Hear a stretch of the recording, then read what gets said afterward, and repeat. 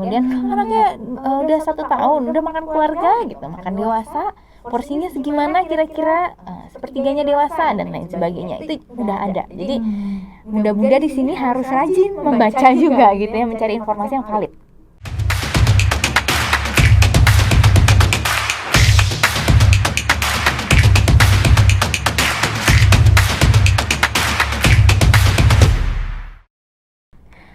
Halo, selamat datang di podcast Halo Bunda, spesial persembahan dari Generos sebagai teman Bunda mendampingi tumbuh kembang si kecil. Kali ini podcast Halo Bunda kedatangan tamu yang gak kalah spesial juga, yaitu Kak Sheila Septiani yang memang konsen di bidang gizi, khususnya gizi untuk anak. Halo Kak. Halo Mbak Agni. Hangat banget ya. Oke, Kak Sheila sehat? Alhamdulillah. Alhamdulillah ya. Sibukan sehari-hari apa nih Kak? Sehari-hari mengurus anak. Bunda-bunda juga nih. Bunda-bunda, anaknya 2. Satu umur 7, satu umur 2,5 tahun. School from home 1 anak ya, jadi masih di rumah kan sekolahnya. Kemudian di samping itu sebagai ahli gizi sesekali menjadi konsultan program gizi. Jadi program gizi sedikit sekali, beberapa ada klien-klien yang sifatnya pribadi juga gitu ya. Kemudian ya paling sering begini ya, diundang-undang untuk ngobrol-ngobrol gitu ya. Mungkin saya enak diajak ngobrol. Asik nih kayaknya. Langsung sama praktisi soalnya yang menangani tumbuh kembang anak langsung karena udah 2 anak. Ya. Kak Sheila ini kan ahli gizi ya. Sebenarnya gizi itu apa sih? Oke, gizi ya. Saya kayak lagi ujian ini ya. Ditanya gizi itu apa. Gizi sebenarnya ada banyak ya, ilmu gizi, ilmu yang mempelajari tentang apa saja yang diasup oleh seseorang itu untuk menghasilkan energi pada tubuhnya kan, itu ilmu gizi. Kemudian gizi atau zat-zat gizi adalah substansi, zat-zat organik yang berbeda-beda, punya ciri khas tertentu, yang intinya adalah ketika dikonsumsi dalam tubuh itu memang dibutuhkan tubuh kita untuk bisa hidup, bertahan hidup, untuk bisa hidup sehat, kemudian untuk bisa menggunakan energi dari zat gizi tersebut untuk beraktivitas. Kurang lebih mungkin itu ya, jadi ya itu makanan lah gitu ya bahasa awamnya, apa yang kita makan gitu. Gizi itu adalah apa yang kita makan, dah gitu dah pokoknya. Oke. Nah, bedanya apa sih Kak sama nutrisi? Oke, dalam bahasa Inggris sebenarnya nutrients gitu ya, gizi. Jadi mungkin ada kemiripan. Jadi ada yang merasa nutrisi dan gizi ini sama. Namun memang para pakar sedang membicarakan bahwa kalau kita mau lebih luas itu gizi aja deh kita sebutnya. Karena kalau nutrisi lebih luas untuk manusia ya. Manusia itu gizi aja deh, zat gizi itu memang udah untuk manusia. Tapi ketika kita membicarakan nutrisi, mungkin nutrisi untuk tumbuhan, nutrisi untuk hewan, jadi lebih luas lagi. Intinya ada proses di situ ya, mau nutrisi mau gizi, ada proses kita makan, kita mengolah makan itu dalam tubuh kita. Kemudian jadi apa nanti keluarnya gitu ya, jadi anak pintar misalnya, jadi orang yang sehat. Nah itulah yang dipelajari di gizi. Oke, dan itulah sedikit perbedaan tentang gizi dan nutrisi. Gitu ya Kak. Oke, berarti kita mencoba ke pembahasan lebih spesifik. Kalau tadi kan katanya gizi dan nutrisi itu ada makna secara luasnya. Berarti kalau dispesifikkan kita bahas nutrisi untuk anak deh Kak, gitu kan ya. Sebenarnya nutrisi yang baik untuk anak tuh seperti apa sih, terkhusus untuk anak di masa golden age ya? Oke. Kalau kita ngomongin golden age berarti maksimal di anak ini usia 2 tahun ya. Tapi ya ditambah lagi terus, itu biasanya mentok di 5 tahun deh, itu kita harapkan bisa melakukan yang terbaik di umur balita ini. Karena menurut berbagai studi memang paling utama stimulasi gizi yang dipastikan di usia tersebut itu paling berperan untuk nantinya status kesehatan dia ke depannya gitu kan. Ditanya apa ya gizi yang dibutuhkan gitu ya. karena manusia gitu kan, yang kita bisa lihat anak manusia ya Mbak. Iya, betul Kak. Basically mereka pasti membutuhkan zat-zat gizi mendasar nih ya. Mau dia sakit sehat itu semua pasti punya zat gizi basic ini, membutuhkan ini semua gitu. Ada zat gizi makro, ada zat gizi mikro. Makro itu ada karbohidrat, protein, lemak, kemudian lemak nanti dibagi lagi lemak jenuh, lemak tak jenuh gitu. Mikro, vitamin, aneka vitamin A, B, C dan lain sebagainya, D dan lain sebagainya. Kemudian mineral, aneka mineral, zat besi, zinc. Jadi banyak sekali memang yang dibutuhkan. Bagaimana memenuhinya? Nah, itu tergantung tahapan usianya. Pastinya 0 sampai 6 bulan ASI saja gitu kan. Bayi ya berarti itu usia bayi. Kemudian nanti naik usia ada tambahan MPASI. Teksturnya tertentu gitu.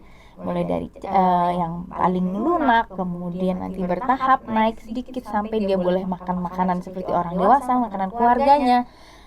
Intinya adalah bagaimana memenuhi semua ini. Yang dibutuhkan adalah gizi seimbang. Jadi kuncinya adalah seimbang. Aneka ragamnya pas, porsinya pas sesuai setiap usia gitu kan. Jumlahnya pas, frekuensinya tepat. Di setiap usia. Nah itu nentuinnya gimana tuh Kak? Kita kan bingung apa harus ditimbang dulu sebelum dimasak atau kurang lebih seperti apa tuh Kak? Nah iya, jadi memang ibu-ibu mungkin di sini anaknya masih balita di bawah 2 tahun ya, MPASI itu punya buku ya, buku KIA atau pedoman-pedoman untuk memberikan MPASI. WHO punya, Kemenkes punya gitu ya, pemberian MPASI pada anak. Itu kita ngomongin MPASI dulu ya, MPASI. Itu sudah diberikan pedoman yang sangat amat sebenarnya applicable gitu ya, ibaratnya dikasih tahu sehari makannya kira-kira 250 mili, kemudian sekali makan berapa sendok gitu ya, berapa suap untuk anak usia A, B, C itu. Jadi sudah ada pedomannya di setiap usia gitu. Nah, kalau ngobrol sama dokter anak ya, ini kayaknya kan Halo Bunda sering mengundang dokter anak, itu pasti sudah ada penjelasan dan paham betul ya, apalagi kalau misalnya imunisasi itu pasti dikasih tahu. Anaknya umur 8 bulan, 9 bulan, oh oke, bisa naik tekstur ya. Kemudian anaknya udah 1 tahun, udah makan keluarga gitu, makan dewasa, porsinya segimana kira-kira, sepertiganya dewasa dan lain sebagainya. Itu udah ada. Jadi bunda-bunda di sini harus rajin membaca juga gitu ya, mencari informasi yang valid. Utamanya valid gitu ya. Valid, gimana sih pemberian makan semuanya, frekuensinya seberapa banyak, 3 kali atau 4 kali kah sehari, selingan atau makan utama. Kemudian yang penting tadi frekuensi, porsinya segimana gitu. Kemudian jenis apa saja yang dimakan, teksturnya seperti apa gitu. Itu jadi nggak akan bingung kalau punya satu pedoman yang dipakai terus dan itu valid, pastikan valid. Ya Kementerian Kesehatan misalnya itu kan punya pedoman, gampang aja tinggal diikuti. IDAI, Ikatan Dokter Anak Indonesia juga punya.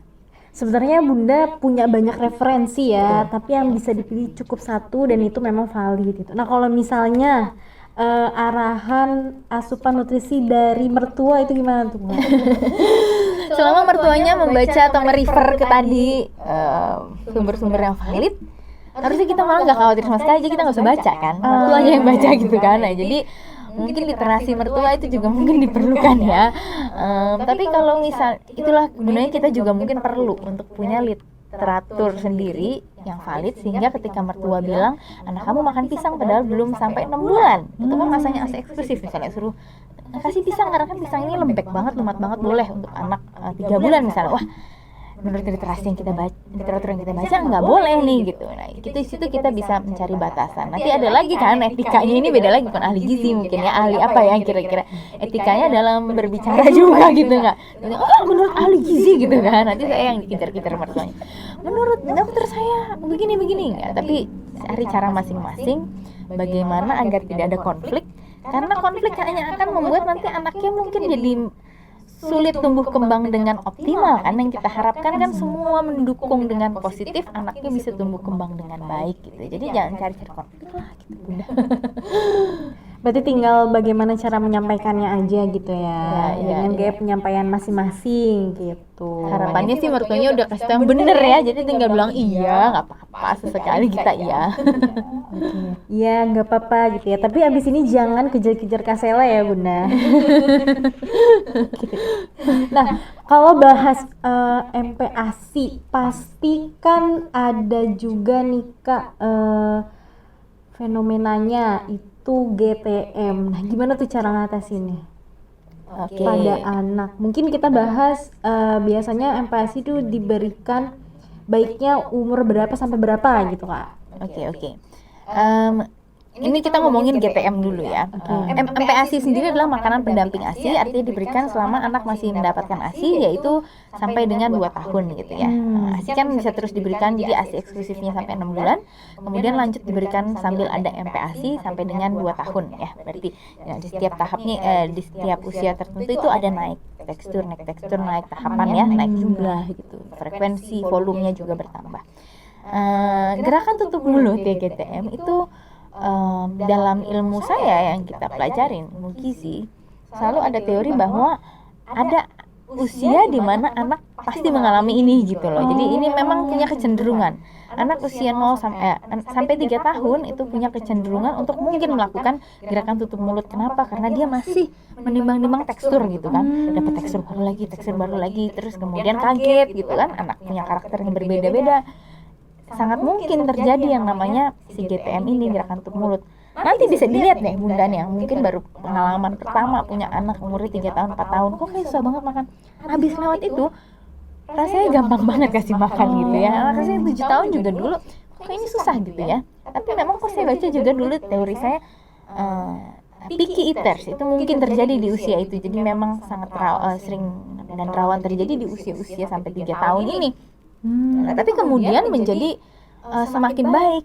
Apa yang perlu kita lakukan bukannya dia tutup mulut, kita bukain mulutnya, ceklokin, enggak. Tapi kita stimulasi kali ya, kalau katanya psikolog itu sering kali kata-kata yang keluar adalah stimulasi, memberikan stimulasi yang konsisten terus-menerus dan tepat gitu, bahwa ini loh, makan tuh harus sayur, buah tetap harus ada walaupun sesedikit apapun, tapi menarik, rasanya bisa diterima juga oleh anak. Diicip sedikit apapun nggak masalah, tapi dia sudah terbiasa bahwa tiap hari ibu saya selalu menyiapkan namanya sayur. Lewat 5 tahun 6 tahun masa itu udah lewat, apapun sayurnya itu dipilih gitu. Ya ini pengalaman pribadi juga gitu. Jadi susah-susah tapi saya terus konsisten, tapi bukan nyokokin ya, konsisten terus wortel cekong gitu enggak, tapi perlahan-lahan sedikit demi sedikit, porsinya kecil dulu, tapi konsisten terus dilakukan. Saya 2 hari sekali saya akan memperkenalkan nih aneka buah dan sayur misalnya.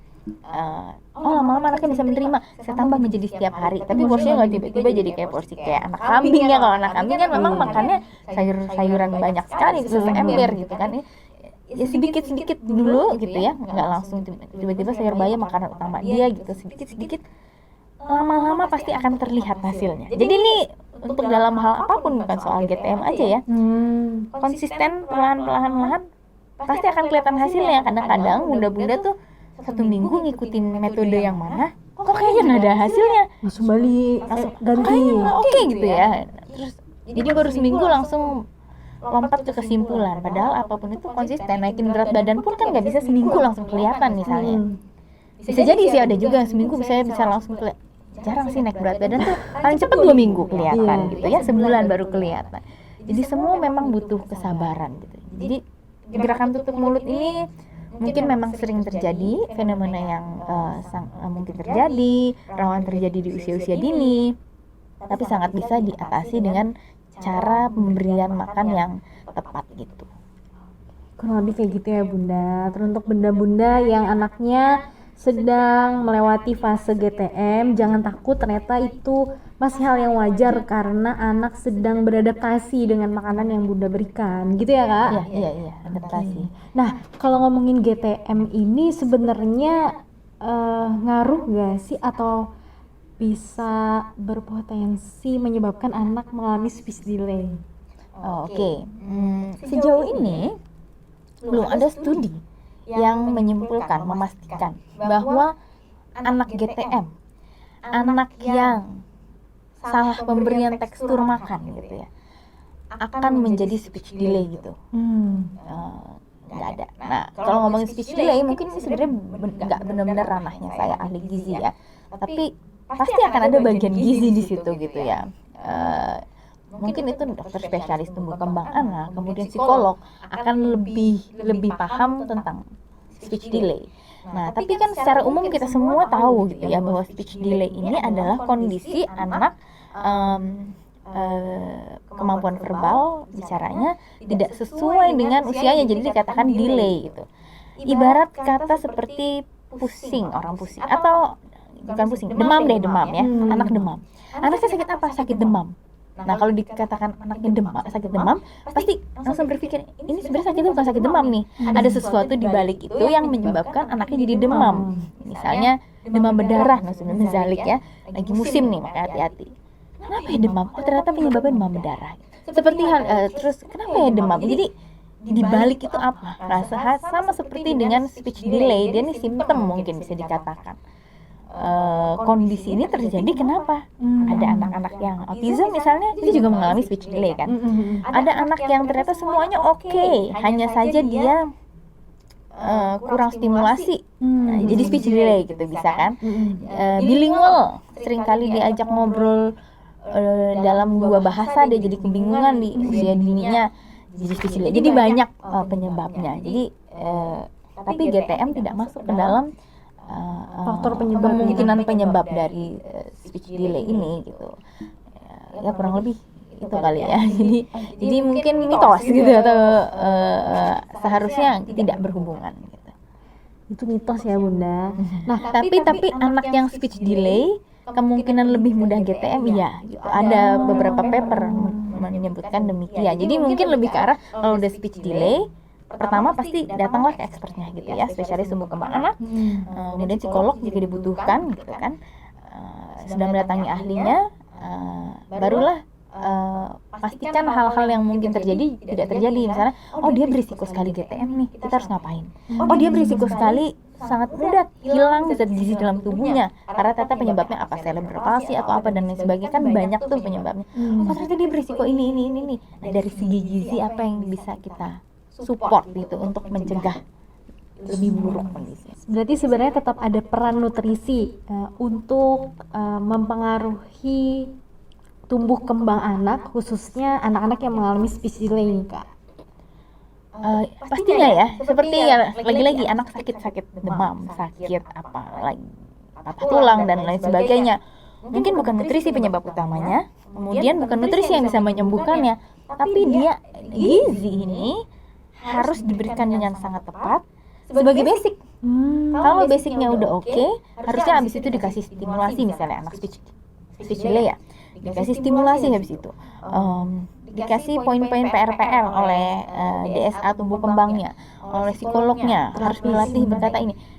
Pasti hasilnya akan lebih optimal kalau gizi basicnya ini dipenuhi. Apalagi ternyata penyebab dari si speech delay-nya ini adalah gangguan-gangguan neurologis, gangguan saraf, gangguan yang sifatnya mungkin genetik yang mungkin menghambat penyerapan zat gizi tertentu. Itu kita harus tahu ini kenapa ya. Oh ternyata anakku ini ternyata susah sekali menyerap zat besi juga selain ada speech delay-nya. Oh ternyata dia juga sangat sensitif pencernaannya.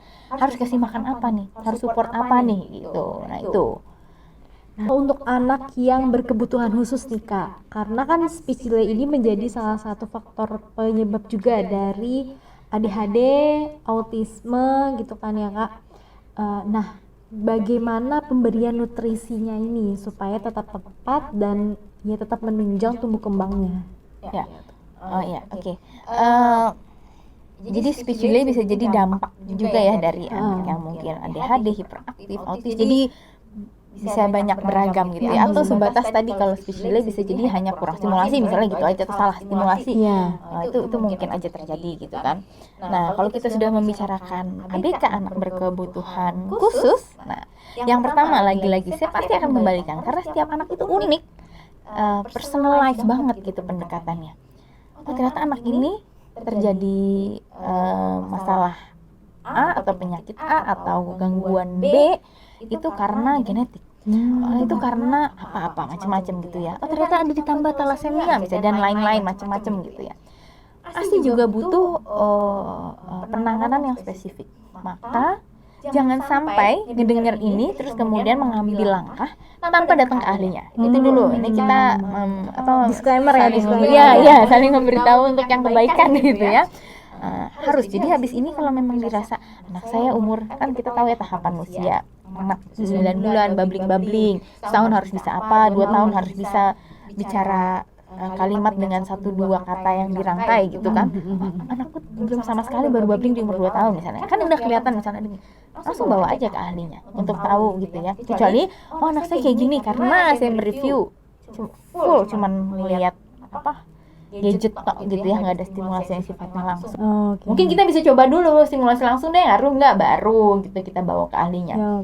Tapi ada ditambah, kok kayaknya anak aku nggak naik ya berat badannya, kok kayaknya dari tambahan-tambahan, oke cepat sekali ya pertumbuhannya ya, apa ada sesuatu dengan hormonnya sehingga anaknya menjadi obesitas dengan sangat cepat misalnya. Tapi yang sering terjadi memang adalah undernutrition. Di negara-negara barat itu banyak studi-studi ya, mungkin karena di sana lebih banyak kali ya yang memang speech delay, autism itu memang lebih tinggi juga prevalensi atau angka kejadiannya di negara-negara barat situ, dan mereka sudah tahu bahwa memang perlu langsung diperiksakan, perlu langsung diagnosis gitu. Kalau kita kan kadang mungkin dia terlambat gitu mau diagnosis, tapi kayaknya ntar ternyata iya anak saya kenapa ya 6 tahun baru dibawa misalnya gitu. Tapi sekarang juga bunda-bunda ini makin cerdas, semuanya sedini mungkin gitu ya, bagus banget gitu, sedini mungkin pengennya ditanganin, nggak ada masalah nanti ke depannya gitu harapannya. Nah di luar negeri itu yang memang lebih banyak adalah anak-anak yang mengalami speech delay karena berbagai macam penyebab ya, itu juga dibarengi dengan undernutrition, undernourished, kurang gizi. Sebagian juga, nggak sebagian sih, 1 dari 3 itu bisa disebut kurang gizi. Data di negara Kanada sebenarnya ya. Di Indonesia mungkin saya belum lihat datanya apakah ada atau enggak. Kemudian bahkan ada yang pendek juga, mengalami pendek atau stunting gitu, walaupun lebih rendah daripada anak-anak yang kurus. Undernutrition lah, berat badannya tuh nggak memenuhi. Dan ada sekitar 10-14% yang kelebihan gizi. Jadi memang lebih banyak di kekurangan gizi. Kenapa? Karena seringkali yang terjadi adalah penyebab utama si speech delay ini adalah masalah entah tadi ya masalah syaraf ya, persyarafan, yang juga berhubungan dengan metabolisme zat gizi dalam tubuhnya, sehingga seringkali terlalu mudah untuk kehilangan massa lemak. Nah, massa lemak tuh jadi ya mudah sekali kurus. Kalau misalnya sakit dibandingkan anak yang normal, lebih mudah lah untuk turun berat badannya, tapi lebih sulit naikinnya. Jadi memang PR-nya banyak, tapi ya bunda-bunda pasti insya Allah sabar lah gitu ya, kalau memang ada kesabaran memang kuncinya gitu. Jadi itu kira-kira masalah gizi mungkin didapatkan pada anak-anak yang juga mengalami speech delay, khususnya yang cukup berat gitu, apalagi yang memang benar-benar ada masalah neurologis di baliknya, ada masalah genetik di baliknya gitu. Oke. Nah sebenarnya kalau dari ahli gizi sendiri nih Kak, ada nggak sih larangan pemberian asupan apa gitu untuk anak yang berkebutuhan khusus? Mungkin sebagian besar juga memiliki pencernaan yang sensitif. Ya, tadi kalau kita ngomongin ADHD dan autism. Jadi perlu hati-hati juga dalam pemberian pangannya. Yang basic, lagi-lagi setiap anak pasti membutuhkan yang basic-basic ya. Tadi makronutrien, mikronutrien itu semua pasti butuh sesuai dengan usianya. Tapi bentuknya seperti apa? Tadi yang saya sebutkan ya. Mungkin ada yang sangat sensitif terhadap gluten dan itu banyak. Nah, maka perhatikanlah pemberian gluten. Tepung terigu boleh nggak gitu misalnya. Apa yang boleh, tepung ketan boleh nggak? Itu diperhatikan baik-baik gitu. Untuk tahu apakah anak saya sensitif terhadap gluten atau tidak misalnya. Ada tesnya gitu. Apakah anak saya punya alergi yang lain? Karena alergi juga akan lebih berat pada anak-anak dengan cognitive problem ya, atau tadi autism dan lain-lain, itu pastinya akan lebih berat ketika mereka mengalami alergi. Boleh tes alergi. Terus pilihan makannya seperti apa sehingga tidak mengganggu pencernaannya. Karena kalau pencernaannya nyaman, maka dalam berperilakunya ketika perlu stimulasi dan lain-lain akan lebih maksimal. Jadi makanan tuh penting banget sebenarnya untuk memastikan pencernaan oke, untuk memastikan kebutuhan otaknya, syarafnya untuk bisa menangkap apa yang harus dia kejar. Itu kan perlu gitu. Dari situ tadi pantangan sekarang ya, baru yang keduanya pantangan. Nah, pantangan tergantung lagi. Tadi kalau anaknya ada alergi tertentu, ya, lagi-lagi ini dilakukan dengan pemeriksaan penunjang, harus ada dipastikan dulu apakah ada alergi tertentu. Kalau alergi tertentu ya pasti yang penyebab alerginya dihindari gitu. Kalau tidak bisa gluten ya dihindari. Ada yang tidak bisa dairy produk sama sekali, susu dan turunannya misalnya, ya perlu dihindari gitu kan. Jadi tergantung lagi-lagi personal banget gitu setiap anak kira-kira apakah ada yang perlu dihindari atau tidak. Tapi secara umum seharusnya boleh saja semuanya dikonsumsi selama itu sesuai dengan kebutuhan harian dia gitu. Oke. Nah, jadi untuk bunda-bunda nih yang memiliki anak berkebutuhan khusus, sedini mungkin untuk berkonsultasi ke ahli, sehingga bunda nggak khawatir dalam pemberian asupan nutrisinya, gitu ya Kak Sela? Ya. Jadi itu poinnya ya.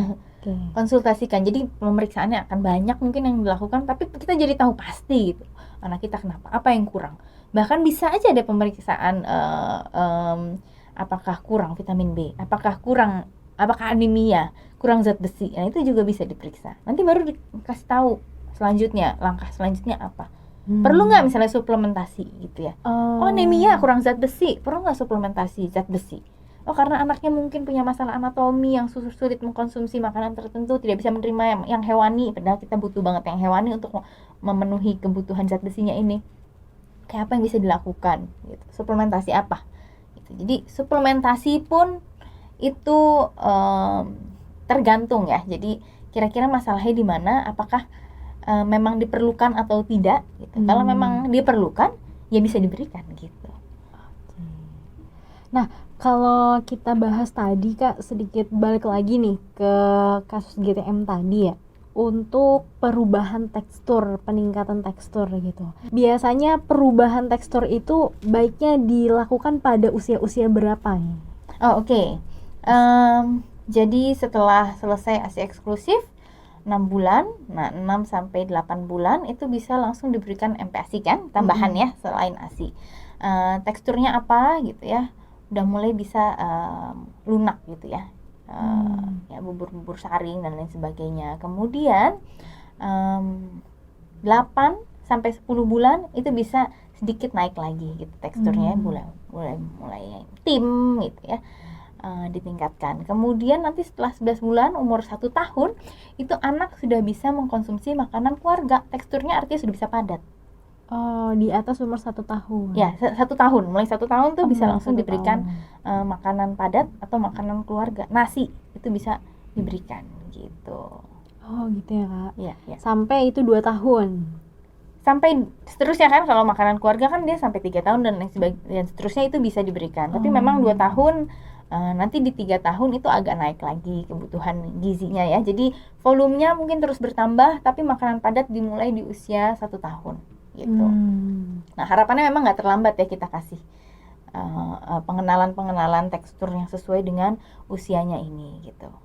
Kalau untuk suhu atau temperaturnya itu Kak, apakah ada batasan-batasannya juga? Dari sisi nilai gizinya mungkin nggak ada. Yang bisa dilakukan adalah saat pemasakan misalnya ya, perlu diperhatikan jangan terlalu panas misalnya ya dalam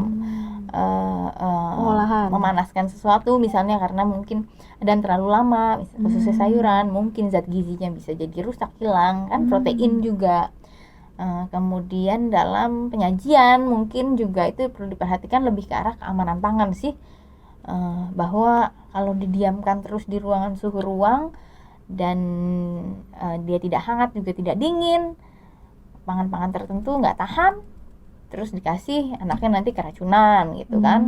Sebelum kita simak podcast kali ini, kita simak dulu yuk jawaban dari pertanyaan Bunda Generos. Pertanyaannya, kalau untuk Down syndrome, apakah generos bisa dikonsumsi? Apakah ada efek setelah mengkonsumsi generos? Jawabannya, Down syndrome merupakan kelainan genetik dengan kelainan fisik yang ringan sampai berat. Generos dapat membantu anak yang mengalami Down syndrome dengan menjaga kesehatan tubuh dan kestabilan emosi, karena dalam generos terdapat pegagan yang membantu memberikan efek relaksasi untuk anak, sehingga menghindari anak dari stres yang berefek pada tantrum. Nah, sehingga anak Down syndrome memiliki kualitas hidup yang lebih baik dan lebih bisa mandiri. Tentunya didukung juga dengan terapi wicara dan sebagainya dari dokter akan meningkatkan kualitas hidup untuk anak yang mengalami Down syndrome. Nah, generos dengan kandungan antioksidannya akan membuat aliran darah menjadi lancar, serta asupan oksigen di dalam otak tercukupi, sehingga dapat mengembangkan syaraf di otak yang notabene secara genetik tertinggal dibandingkan dengan anak yang normal. Harapannya, anak Down syndrome dapat meningkat kualitas hidupnya dan lebih bisa mandiri. Dan bundanya juga harus tetap semangat ya. Karena kena bakteri, tapi nggak ada suhu pasti untuk yang berhubungan dengan tumbuh kembang gitu ya. Tapi keamanan pangan ya pasti kita butuh titik-titik tertentu untuk pengolahan, untuk penyajian, gitu, pemasakan. Paling itu kalau ngomongin suhu ya. Nah, kalau misalnya anak-anak nih Kak di bawah umur 3 tahun kali ya, itu boleh nggak sih dikasih air dingin? Ini mitos fakta ya. Air dingin sebenarnya belum ada yang mengatakan studi misalnya yang bilang konsumsi air dingin bagi anak-anak itu berbahaya. Tapi kalau air dinginnya dikasih es batunya nih es batu yang tidak sehat gitu. Oh iya. Nah, nanti dia minum keracunan kan, ada bakterinya gitu. Jadi sakit. Nah, jadi paling itu kalau mau dikasih air dingin, lagian buat apa gitu kasih air dingin? Misalnya mau kenalin aja tuh anaknya pinginnya air dingin gitu. Ya nggak masalah juga. Yang penting dia konsumsi air. Karena kebutuhan air ini juga penting sekali, harus cukup gitu, harus cukup untuk anak-anak. Jadi silakan saja pastikan airnya air bersih, air yang steril, higienis gitu. Pemberian air dingin tetap perlu diperhatikan. Iya. Hal-hal yang tadi disebutkan sama Kak Sela. Tekstur ini memang MPASI tadi ya, berarti makanan pendamping ASI. Setelah 6 bulan full menyusui saja kan, sudah tidak bisa ASI ini memenuhi kebutuhan si bayi atau si anak, harus ditambah dengan MPASI, makanan pendamping ASI ya. Sampai 2 tahun kan, karena ASI diberikan 2 tahun, jadi makanan pendamping ASI-nya ini diberikan sampai 2 tahun dengan tekstur yang terus bertahap meningkat gitu. 6 sampai 8 bulan mulai berubah, tadinya kan cair tok ASI, naik jadi lumat gitu ya. Makanan lembek, lunak, makanan lunak yang bisa bersifat bubur, disaring gitu. Kemudian naik setelah 8 bulan, 9 bulan, sampai 11 bulan. Ditingkatkan terus teksturnya, itu masih lumat tapi boleh benasitin gitu kan, lunak juga ya. Kemudian yang sifatnya dicincang dengan tekstur yang lebih kasar. Nah, kemudian di 12 bulan itu sudah mulai langsung bisa diberikan makanan dewasa, makanan padat. Nah, sebaiknya ini memang diberikan sesuai sekali dengan usianya. Jadi harusnya mulai memperkenalkan yang agak lunak tapi kasar, langsung dikenalkan. Di umur 1 tahun langsung dikenalkan dengan nasi atau makanan lain yang biasa dimakan dewasa gitu, makan keluarganya. Itu boleh langsung diperkenalkan gitu. Jadi memang sebisa mungkin tidak terlambat. Jangan lupa diperhatikan juga volumenya pasti berbeda-beda, frekuensinya berbeda-beda. Yang tadinya mungkin boleh 3 kali sehari, 2 kali makan besar ya, sekali selingannya, naik lagi 4 kali, naik lagi hampir 12 bulan itu bisa 5 kali sehari, 3 kali hidangan besar, 2 sampai 3 kali selingan gitu. Ya. Nah, untuk pola pemberian nutrisi untuk anak yang mengalami speech delay nih Kak, ada nggak sih aturan tertentunya? Apakah ada nutrisi-nutrisi yang harus dan perlu ditingkatkan untuk mengatasi speech delay-nya ini? lagi-lagi kita ngomong speech delay berarti kompleks. Yang tadi dasar-dasar tadi bahwa dia butuh karbohidrat, protein, lemak, dia butuh mikronutrien, vitamin, mineral, dia butuh apalagi di usia tadi golden age ya, berarti ada MPASI di situ, teksturnya itu harus sesuai ya. Itu sudah dipastikan. Nah, apalagi yang harus dipastikan, hidangan bergizi seimbang, yang gizinya seimbang, lengkap, sesuai dengan pedoman MPASI, pedoman pemberian makan pada anak yang sesuai dengan usianya, itu seharusnya bisa memenuhi semua kebutuhan zat gizi tertentu. Tapi dari studi, apa yang bisa kita dapat gitu ya dari penelitian-penelitian yang ada misalnya, konsumsi cukup omega 3. Yang paling banyak memang kalau kita ngomongin bukan speech delay-nya ya, tapi gangguan autism misalnya, ADHD gitu. Beberapa studi mencoba melakukan penelitian menguatkan kecukupan omega 3 nih pada anak-anak dengan kebutuhan khusus gitu. Dan ternyata didapatkan ya ternyata anak-anak yang omega 3-nya itu cukup dan lebih baik, lebih adekuat gitu ya. Itu punya sifat agresif yang menurun gitu. Jadi lebih terkontrol, lebih mudah untuk distimulasi. Karena kan speech delay ini berarti kan dia butuh situasi yang sangat kondusif untuk bisa distimulasi dengan baik kan, karena bagaimanapun misalnya anak makan A gitu ya, makan kencur misalnya gitu, terus jadi bisa ngomong gitu kan, itu kan dukun gitu ya ibaratnya ya, tapi nggak makan A terus jadi gitu kan.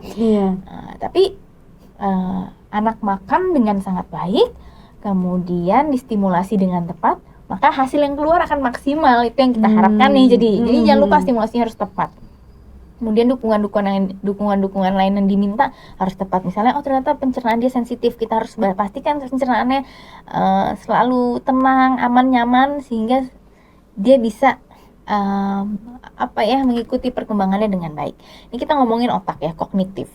Omega 3 itu seringkali dihubungkan dengan kemampuan otak anak. Ingat, di dewasa ada penelitian konsumsi omega 3 DHA dihubungkan dengan kognitif orang dewasa. Nggak ada hubungan. Jadi kalau kita memang kayaknya pure kalau udah dewasa nih, udah nggak ngomongin apakah omega 3 cukup atau enggak. Mungkin omega 3 lebih fungsinya untuk mencegah penyakit-penyakit metabolik kali ya kalau pada orang dewasa. Tapi ternyata otak enggak. Lagi-lagi mungkin karena udah nggak terlalu berkembang kali ya otaknya orang dewasa kan, berkembang di masa golden age ini. Nah, kalau omega 3 di anak-anak itu memang paling banyak penelitiannya memang menghubungkan dengan kemampuan kognitif. Di samping misalnya bagaimana dia bisa mengatur profil lipid dalam tubuh, mencegah metabolik ke depannya, itu baru sedikit-sedikit gitu ya. Itu tadi. Kemudian apalagi ya, zat gizi yang agak superior berhubungan dengan kognitif dan mungkin syaraf. Karena kalau kita ngomong speech delay tadi kan mungkin ada gangguan neurologis, syaraf, vitamin B12 misalnya, bukan B12 saja, B kompleks ya, jadi berbagai macam B1, B2 itu hubungannya dengan kemampuan syaraf bekerja dalam tubuh juga. Itu gimana cara dimaksimalkan. Sedangkan vitamin B kan banyak banget gitu. Nah, jadi mungkin itu bisa menjadi fokus. Tapi bukan berarti saya harus pastikan dia suplemen vitamin B. Saya harus pastikan dia suplemen omega 3. Tapi yang dasar-dasar lainnya nggak dipastikan. Padahal omega 3, vitamin B, zat besi apalagi, dan zat-zat gizi yang berhubungan dengan syaraf dan kemampuan otak kognitif, itu juga kan dia bisa dimetabolisme dengan sempurna dari sel-sel tubuh lari ke otak, lari ke syaraf. Kan pasti butuh zat gizi lain, butuh karbohidrat yang cukup gitu, bukan berlebih, cukup. Butuh proteinnya harus pas, asam amino ya bagian terkecil dari protein dan lain-lain. Jadi lagi-lagi dasarnya pastikan sesuai teksturnya, sesuai volumenya, sesuai jumlahnya, sesuai frekuensinya, sesuai usia anak. Udah sesuai semua. Apa yang bisa disupport? Biasanya kalau ke spesialis tumbuh kembang ya, ahli tumbuh kembang, mungkin akan disarankan tambahkan DHA, bisa tambahkan omega 3. Nah, tapi kan untuk lebih tenang lagi kita harus pastiin dulu jadi ke ahlinya dulu, kemudian setelah itu jangan pernah berpikir bahwa satu nutrisi tertentu bisa langsung membuat anaknya jadi bicara misalnya gitu ya. Tapi yang basic semuanya harus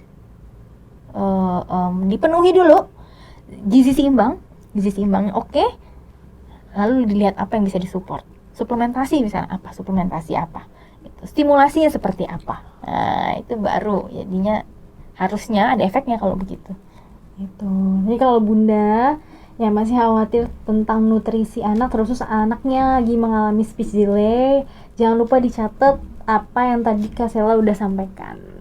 Nah, kalau untuk asupan yang perlu dihindari nih Kak atau dibatasi gitu, kayak ada statement gini nih Kak. Oh, kalau anak autis itu nggak boleh banyak makan makanan yang manis. Gula, Nah, itu iya. bener gak sih Kak? Yang pertama adalah bukan cuma anak autis, kalau kita ngomongin manis-manis ya, semua anak itu harus membatasi. Jadi sangat ada batasan konsumsi gula ya. Untuk anak-anak usia dini itu bahkan nggak sampai 2 sendok makan per hari ya, harian ya gulanya ya.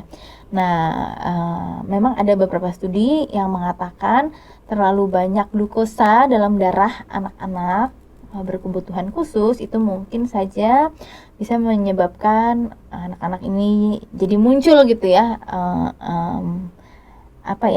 lebih agresif misalnya gitu ya, lebih hiperaktif misalnya, itu bisa. Tapi sebenarnya bukan hanya pada anak-anak yang speech delay berkebutuhan khusus, tapi semua anak sebaiknya memang membatasi konsumsi gula. Selain itu ada garam, selain itu ada minyak. Nah, itu memang perlu dihindari. Tapi apakah ada makanan spesifik yang kalau dihindari dia jadi lebih lancar bicaranya gitu? Itu nggak ada. Nggak ada. Penelitian tidak ada yang spesifik membicarakan hal itu. Jadi yang harus dipastikan adalah yang harus dihindari tadi gula, garam, lemak berlebih itu dikurangin. Yang lain dicukupkan. Nah, harapannya akan membentuk satu lingkungan tubuh anak yang lebih siap untuk menerima stimulasi, jadi lebih cepat nanti mengejar ketinggalannya gitu. Oke. Nah, kita coba bahas tadi. Kita sedikit menyinggung lagi MPASI nih Kak.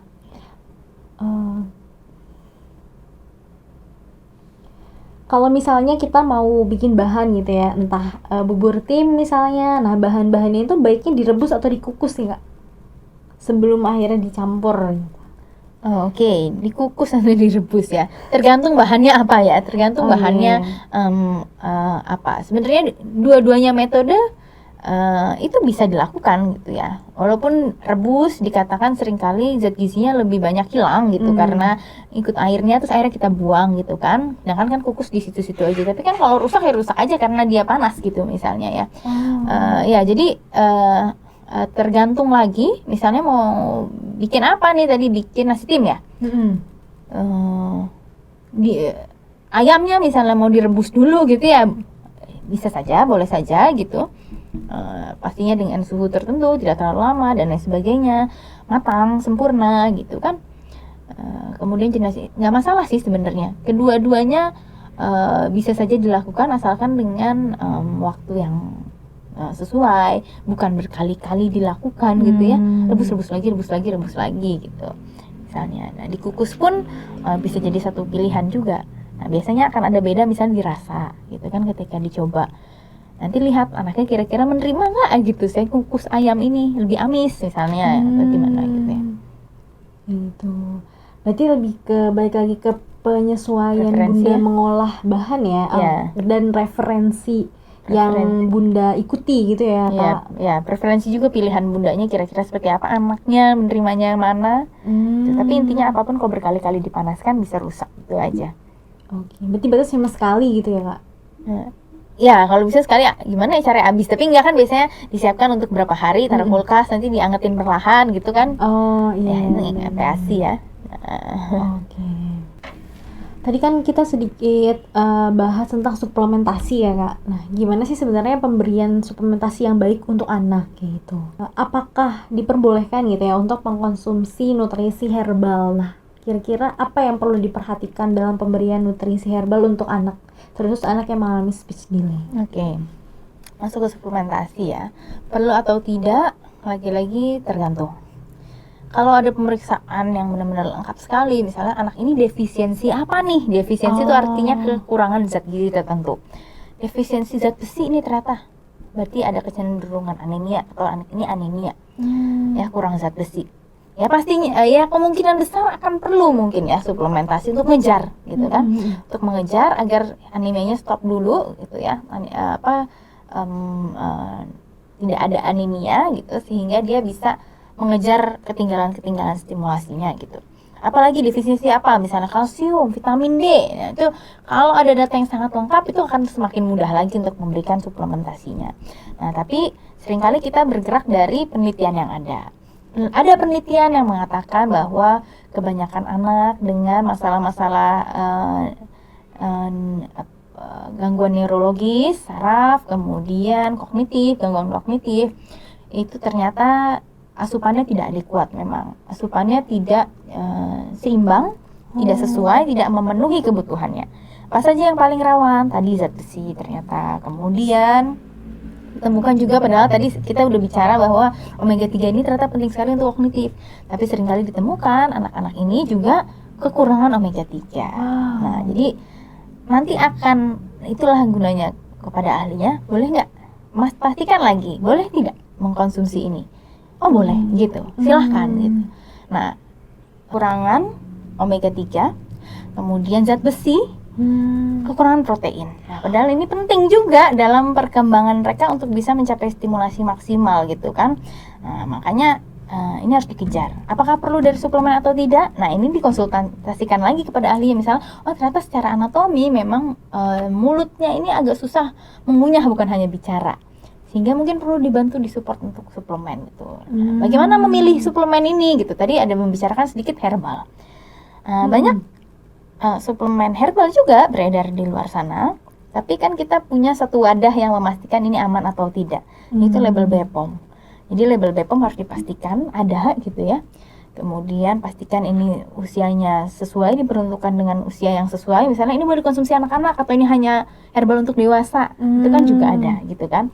Nah, jadi hal-hal semacam itu mungkin yang harus kita pastikan apakah aman atau tidak. Kalau aman, sah-sah saja dikonsumsi kalau jumlahnya tidak berlebihan. Tapi apakah ada efeknya atau tidak? Nah, itu kembali lagi. Apakah stimulasinya oke? Apakah zat gizi seimbang yang tadi basic ini terpenuhi? Gitu. Apakah misalnya ada interaksi dengan genetiknya misalnya ya?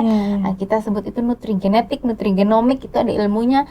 Ternyata anak yang ini cocok, langsung terlihat dampaknya. Anak yang ini ternyata tidak terlihat dampaknya. Itu mungkin saja karena setiap individu itu berbeda-beda gitu kan. Jadi selama itu aman, kita bertanya pada ahlinya, diperbolehkan gitu, silahkan, sah-sah saja itu, sesuai diperuntukkan untuk anak yang usianya, oh boleh nih dikonsumsi mulai usia 2 tahun, kan ada yang begitu kan. Ya jangan diberikan di bawah 2 tahun gitu. Hanya untuk dewasa berarti nggak boleh gitu.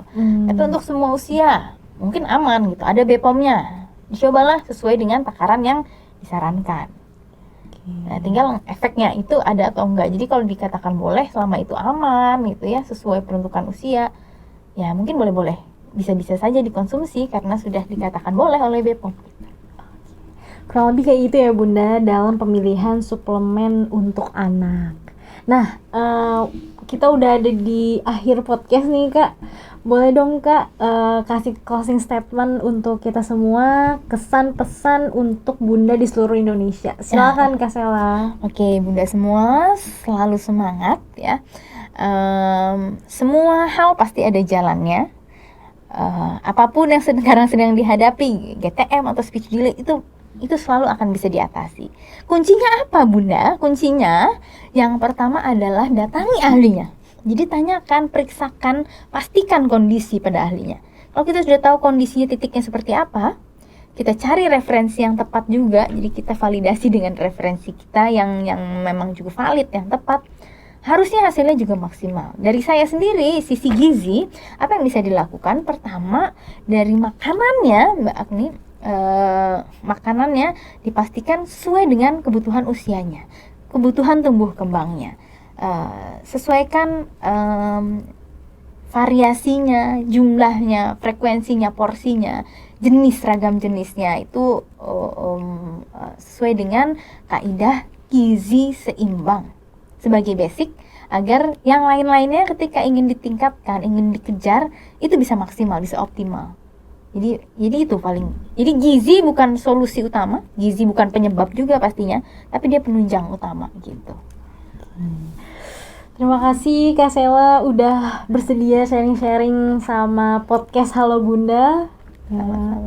Semoga pasti bermanfaat untuk bunda-bunda. Amin, Bunda. Maaf kalau ada salah-salah ya. Manusia tempat hilaf, Bunda. Semangat Bunda semua. Oke, sebelum kita pamitan nih sama bunda-bunda, Kak, boleh dong Kak promosiin channel kita? Bunda semua, Bunda semua, yuk selalu ikuti tayangan-tayangan episode-episode dari Halo Bunda. Nah, pastinya bermanfaat untuk Bunda semua mendapatkan informasi-informasi seputar tumbuh kembang buah hatinya. Semangat Bunda semua. Semoga buah hatinya sehat selalu. Amin ya rabbal alamin. Amin. Dadah. Terima kasih ya Kak Sela.